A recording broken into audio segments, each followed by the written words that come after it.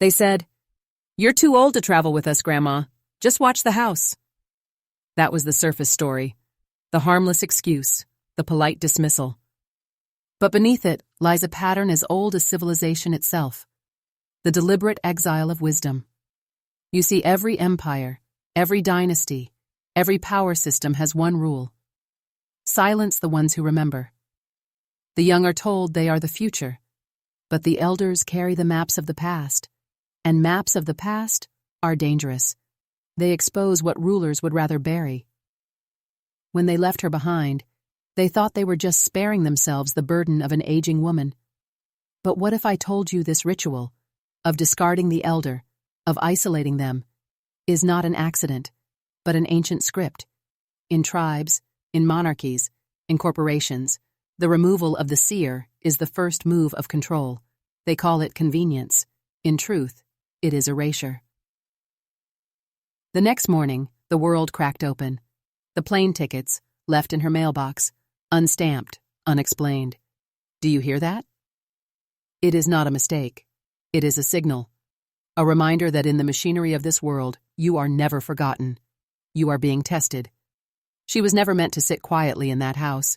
She was being invited into the labyrinth, the way initiates have been invited for centuries, not with a celebration, but with rejection. Because exile is the door through which transformation enters. And so the tea she made that morning was not comfort. It was a ritual. The trembling of her hands was not weakness. It was initiation. She stood at the threshold of something larger, something forbidden, and for the first time in decades, she saw it. The system tells you your role. It tells you to sit in silence while others chase the world. But that system is not family. It is not culture. It is not kindness. It is control, masquerading as order. And the moment you step out of that script, the mokai, meant you cancel the ticket they wrote for you. You become dangerous. Because you no longer play by their calendar. You no longer serve their myth. This is not just her story. This is yours. And once you hear the next, there is no way back. The old woman held the tickets in her hands, and for the first time in years, she understood something no one else dared whisper. The system always leaves clues. The powerful love games of concealment, but they cannot help revealing themselves. Just like the pharaohs who buried their secrets in plain sight on temple walls. Just like the bankers who etched their power into stone buildings we walk past every day. There is always a paper trail. And the tickets, slipped into her mailbox unstamped, were not a mistake. They were the fracture line of an illusion.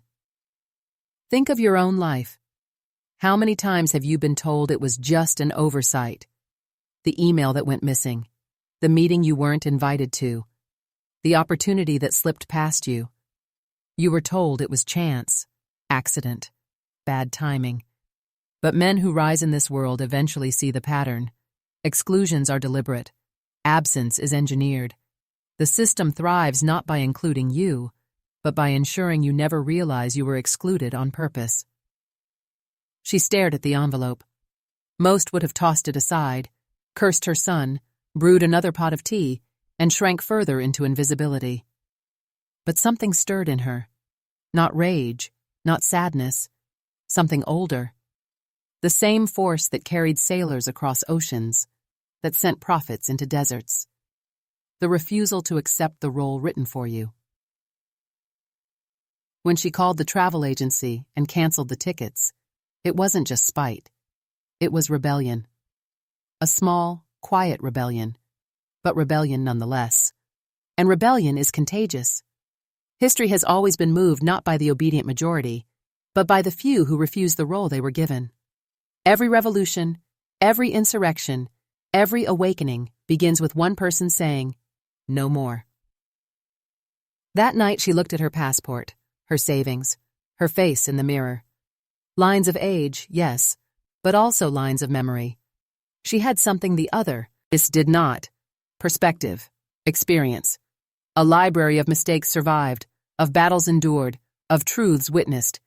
And perspective is poison to systems built on lies. That is why they discard the old. Not because they are weak, but because they are dangerous. So she booked the flight. Athens. One seat. Alone. Not as a tourist. Not as a grandmother.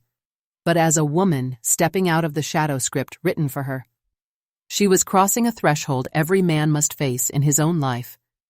Will you remain the obedient guardian of someone else's house, or will you walk into the unknown and claim your own? The house was never hers to guard. The world was. The plane roared down the runway, and as the ground fell away beneath her, something else fell too. The weight of invisibility. 30 years she had not flown. 30 years of shrinking her life into the same four walls, the same polite smiles, the same muted role. And yet, the moment the cabin tilted skyward, she realized, flight is not just technology, it is ritual. For centuries, shamans, kings, and rulers have spoken of ascending to the heavens. Flight has always been initiation. The gods were the first aviators, and every human who defies gravity reenacts their rebellion. The stranger beside her asked if it was a long trip.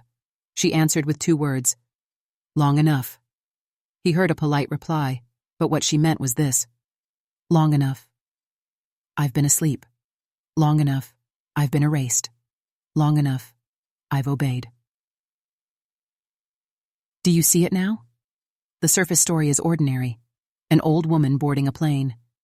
But beneath it lies the same story that repeats in every man's life, the first step away from the prison built for you. Because prisons are not just steel bars, they are routines, expectations, identities handed down like chains disguised as gifts. Be useful, be quiet, stay here, guard the house. And you guard it faithfully until one day you realize the house is empty and you are guarding nothing but your own silence. As she drifted into sleep, somewhere over the Mediterranean, her mind touched the truth. Grief can be a cage, but it can also be a compass. The sorrow of being unwanted is the same fire that can forge independence, and every man listening to this knows, in the quiet hours, in the dark nights, there is always a choice. Will you let the grief make you smaller, or will you let it burn the script they handed you? She awoke to endless blue outside her window. The sea stretched beyond sight, shimmering, eternal. And in that moment she knew, this was not a vacation. This was exile by choice. This was her initiation into the brotherhood of those who walk alone into the unknown. The sea whispered what history has always whispered. Those who are cast aside are often the ones chosen to see deeper. She gripped the boarding pass in her hand like a shield. Because in this world, to travel without permission is not leisure. It is defiance. Athens, the birthplace of democracy, they say. The jewel of philosophy. The fountainhead of reason. But walk its streets long enough, and you begin to see the cracks. Not in the marble, but in the story you've been told. Because Athens was not the city of freedom. It was the city of distraction. Democracy itself was the mask. Behind the mask, the same machinery that rules today. Power concentrated, truth controlled, voices silenced. She walked through narrow streets, white walls glowing in the Mediterranean sun, cats dozing in ancient shadows. Tourists snapped photos of ruins they did not understand. And she, this forgotten grandmother, felt it before she knew it, that these ruins were not symbols of progress, but of control. The Parthenon was not built to liberate men. It was built to awe them into obedience. Every column, every carved god, every procession was architecture as hypnosis. And 2,000 years later, we are still under its spell. History hides in plain sight. They tell you Greece birthed freedom. But do you know who could vote in Athens? Men of wealth, landowners, not women, not slaves, not foreigners. The entire stage of liberty was a theater for the few. And isn't that exactly the system you still live in today? A handful decide, the rest obey, and the illusion is sold as progress. As she sat in a quiet square with bread and olives, she realized her family had only repeated the same ritual the city itself was founded on.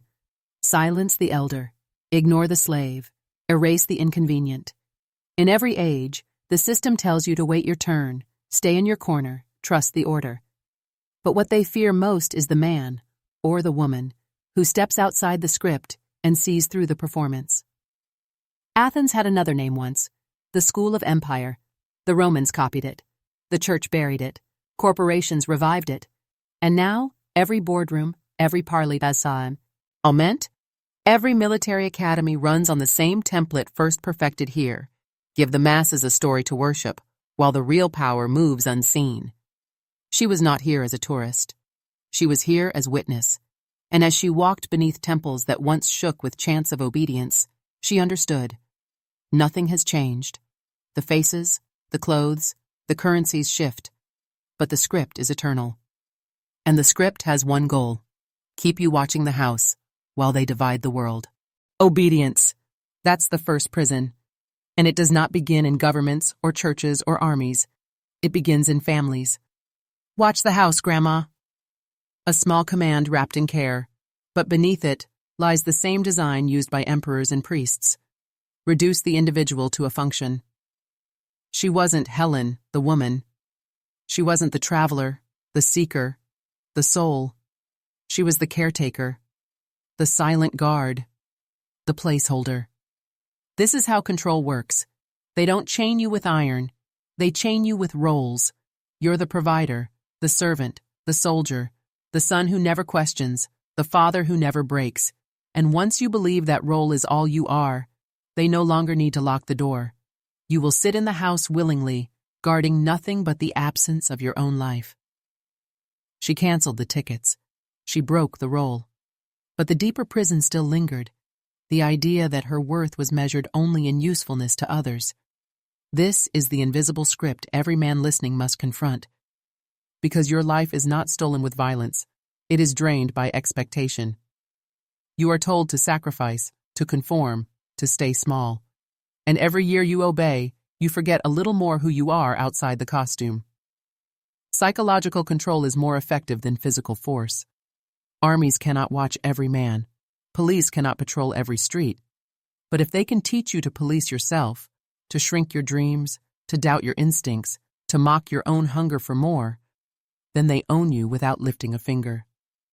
This is why ancient systems trained children with ritual, repetition, and fear, not to educate them, but to break them. And families, often unknowingly, continue the work. Look at your own life.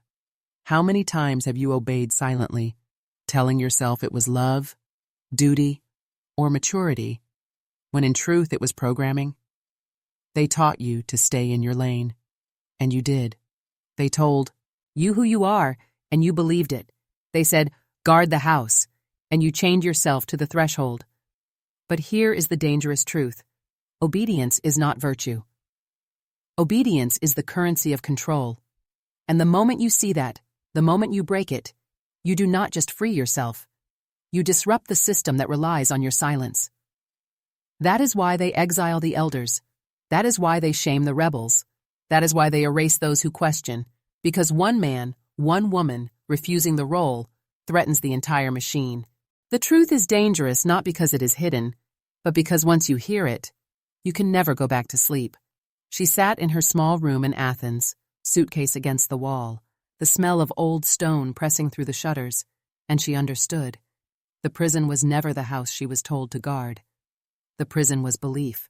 Belief that she was powerless. Belief that her time was over. Belief that silence was survival. Men are bound by the same illusion. You are told that your prime is behind you, that your hunger is foolish, that your questions are a threat. But the ancient empires knew, a man who doubts his worth is easier to command than 10 who resist openly, because resistance requires courage, but self-doubt requires nothing. You enforce the chains yourself. Look around. How many live like ghosts in their own lives, haunting routines they did not choose, trapped in families that dismiss them, careers that drain them, nations that lie to them. They are alive, yes, but not awake. And the rulers prefer it that way. An obedient ghost is far less dangerous than a man who has awakened to his power. That night, she remembered something her husband once told her. A cage doesn't need locks if the bird forgets the sky. And that's when it struck her. She had been guarding an empty cage. The family left her behind not because she was too old, but because she had forgotten the sky. Now she was staring at it. Endless. Blue. Infinite. And here, in this moment, I ask you to prove you are not asleep. Write these words twice in the comments below and let the world know you refuse the role they handed you. I will not guard the cage. Not once. Twice. Because repetition seals identity. You are not whispering a slogan. You are declaring rebellion. You are carving a mark in the digital stone, a signal to others who are waking. Remember this: every empire falls when enough may, and stop obeying the illusions that hold them. Every hidden system crumbles when the ghosts decide to live again. She had crossed the threshold alone. But you, listening now, are part of something greater. The exile, the rebel, the forgotten, the silenced, all awakening at once. The house is empty. The sky is waiting. What will you choose?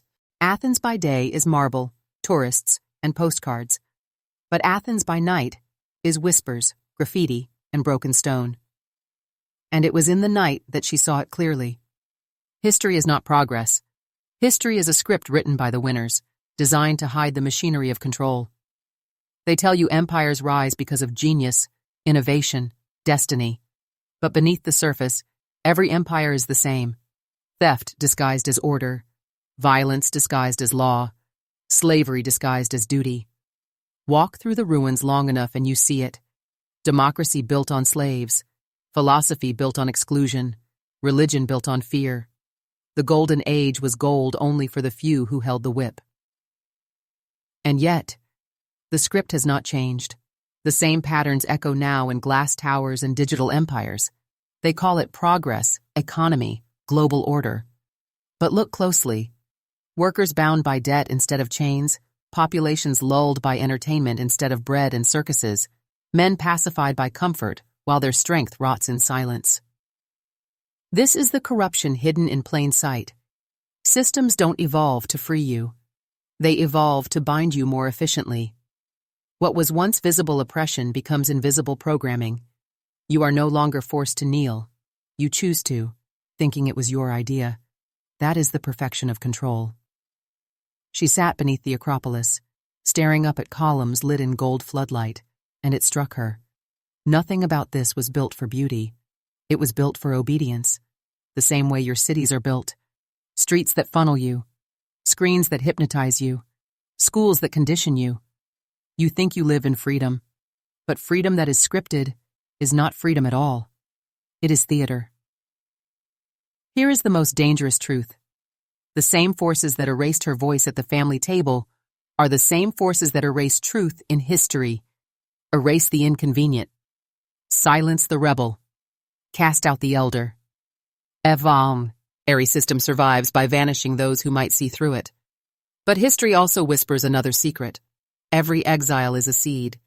The prophets, the revolutionaries, the visionaries, all were first silenced, exiled, mocked, erased. And yet, they became the very fire that burned the system down.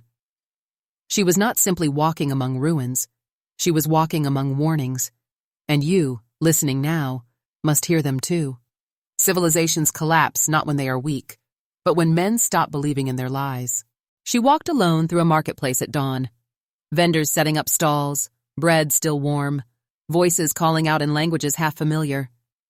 And she realized something most men never dare face. Identity is the final prison. Family can abandon you, society can dismiss you, empires can erase you. But none of that matters if you refuse to abandon yourself. Yet almost everyone does. Almost every man becomes a mask. You are told you are the son, the father, the provider, the loyal worker. You wear the costume so long that you forget there was ever a man underneath. And when the role begins to suffocate you, you cling tighter to it out of fear. Because if you take the mask off, who is left? This is why systems survive. Not because they are strong, but because you are afraid to face the void of yourself. Afraid to strip away the names, the duties, the expectations. afraid to admit you don't know who you really are when all the roles are gone. That morning, she bought nothing from the stalls. She didn't need olives or figs.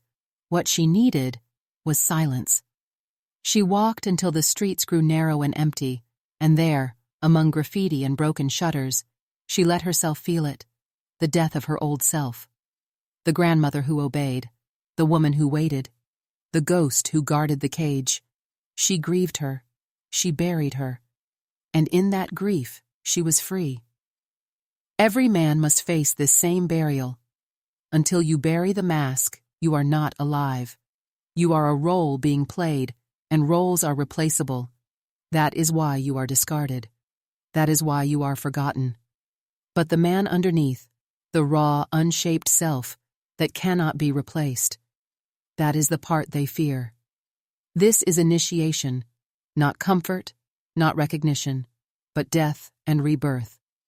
You must let one identity die before the real one can emerge. Just as the snake sheds its skin, just as the seed splits in darkness before it grows, so must you. You strip yourself bare. She whispered to the morning air, I am not the cage. I am not the guard. I am not the name they gave me. And though no one heard, the city itself seemed to answer. The ruins, the alleys, the stones, all carried the same message.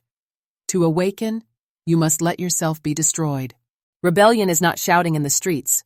Rebellion is not waving a flag. Rebellion begins in the smallest, quietest place. The refusal to obey the role written for you. She walked into a church, dim and cool, candles flickering against cracked icons. Tourists whispered, cameras clicked. She did not pray. She sat in the back pew and thought of every year she had been erased, every family dinner where her voice was ignored, every decision made without her, every day she had been told to stay behind, to guard the house. And the rage rose, not hot and violent, but sharp and clear. Here is what she saw. Rage is not destruction. Rage is fuel. The same fuel that toppled kings, burned palaces, cracked empires wide open. Every man who has ever awakened knows this moment, when the pain of obedience finally becomes greater than the fear of rebellion. That is when chains snap. Not because the prison weakens, but because you decide you will no longer kneel. She stood, walked past the altar, and lit a single candle. Not for her family, not for her husband, not for the gods. She lit it for herself, for the woman who had been erased, for the voice that had been silenced, for the traveler who was never allowed to leave. And as the flame caught, it was more than wax burning. It was her old obedience turned to smoke. This is what you must understand. Rebellion is not external first. It is internal. Until you light that flame in yourself, nothing outside will change. Governments, corporations, families, they are all built on the same foundation, your compliance. Withdraw that compliance, and the system trembles. Look at your own life. Where have you obeyed silently? Where have you guarded the cage? Where have you let yourself be erased? Rage is not the enemy. Rage is the proof you are still alive. It is the fire in your chest whispering, I was meant for more than this. When she left the church, the city was brighter, louder, alive. But it was not the city that had changed. It was her. She was no longer the ghost, no longer the obedient guard. She was rebellion incarnate, walking, breathing, undeniable. And here is the secret. Once you carry that fire, they can exile you, erase you, mock you, but they can never own you again. The day she left Athens, the city seemed to lean in closer, as if it knew her story was no longer hers alone. She stood at the airport window, watching planes rise into the sky, and she understood. Departure is not escape. Departure is declaration. Every exile writes a new map simply by leaving. And here is the truth that chills rulers and comforts rebels. You don't need to overthrow the system to break it. You only need to stop playing your assigned role. The house collapses the moment the guard walks away. The empire trembles the moment the ghost remembers his name. Her son would return one day to find the house empty. No grandmother waiting, no silent guardian. Only absence, louder than any presence could have been. That absence would haunt him, as absence always haunts the comfortable. Because deep down, the system knows, those it discards are the ones it cannot control. And you, listening now, must choose. You can continue as you are, obedient, half asleep, playing the role they gave you. Or you can step into the unknown, carrying nothing but your own defiance. Do not wait for permission. Do not wait for the right time. There is no right time. There is only now. She boarded her plane with nothing but a small bag. But she carried more than luggage. She carried the weight of silence turned into fire. She carried rebellion disguised as an old woman. She carried the truth that systems fear most. The forgotten do not stay forgotten forever. And as the engines roared and the sky opened before her, she was no longer the erased grandmother, no longer the obedient guard. She was the exile who became witness, the witness who became flame, the flame that spreads. Now it spreads to you. So ask yourself before this story ends, what cage have you been guarding? Whose house have you been watching while your own sky waits? And when will you walk away? Because if you who hear these words, you are no longer innocent. You cannot return to sleep. The choice stands before you. Obey the script or burn it. Guard the cage or leave it behind. The system survives on silence. Break it.